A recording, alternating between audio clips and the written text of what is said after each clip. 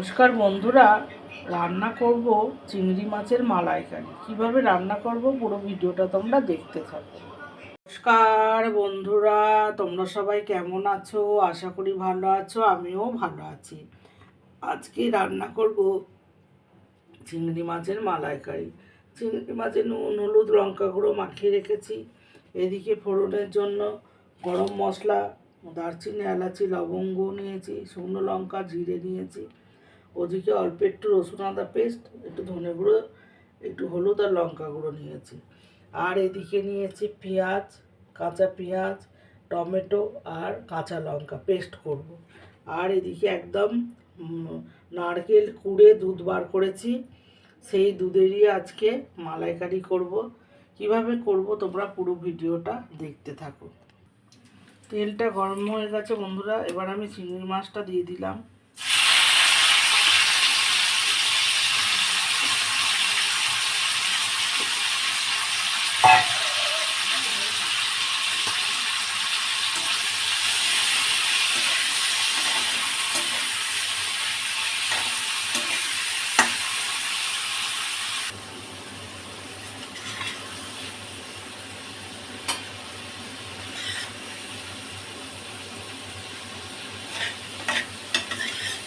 চিংড়ি মাছগুলো ভাজা, ফোড়নটা দিয়ে দিলাম।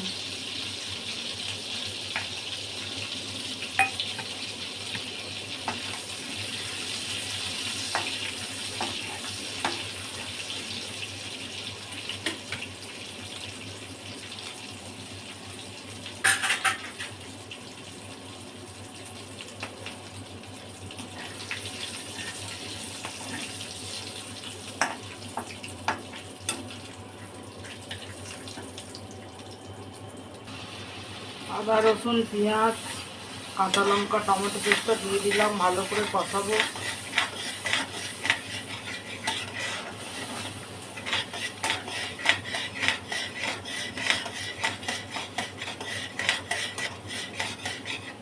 ভালো করে একদম লাল লাল করে কষাতে হবে।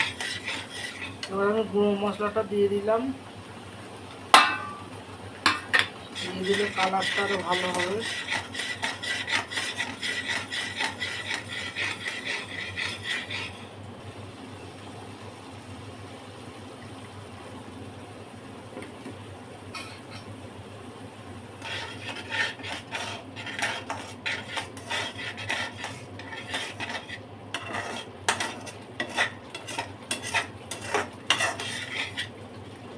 দেখো বন্ধুরা, কালারটা কত সুন্দর আসছে।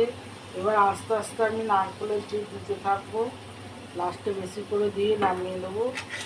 আরও কষাবো, যত কষাবে তত টেস্ট ভালো হবে। চিংড়ি মাছগুলো দিয়ে দিলাম, দিয়ে নারকেলের দুধটাও দিয়ে দিলাম বন্ধুরা। একদম নারকেল কুড়িয়ে, আমার দিদির বাড়ি থেকে নারকেল নিয়ে এসেছিলাম, নারকেল কুড়িয়ে একদম মিক্সিতে পেস্ট করে দুধ বার করা। এবার একটু মিষ্টি দেবো।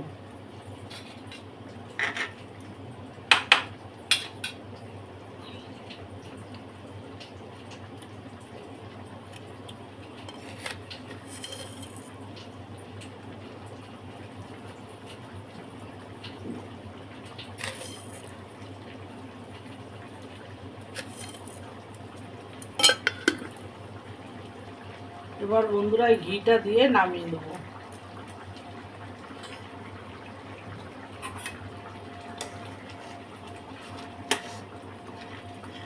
হয়ে গেল আমার চিংড়ি মাছের মালাইকারি। কেমন হয়েছে বলবে, লাইক কমেন্টস। রান্না করে ফেললাম চিংড়ি মাছের মালাইকারি বন্ধুরা। ওদিকে ভাত ফুটছে, আমার চিংড়ি মাছের মালাইকারি রান্না করে ফেললাম।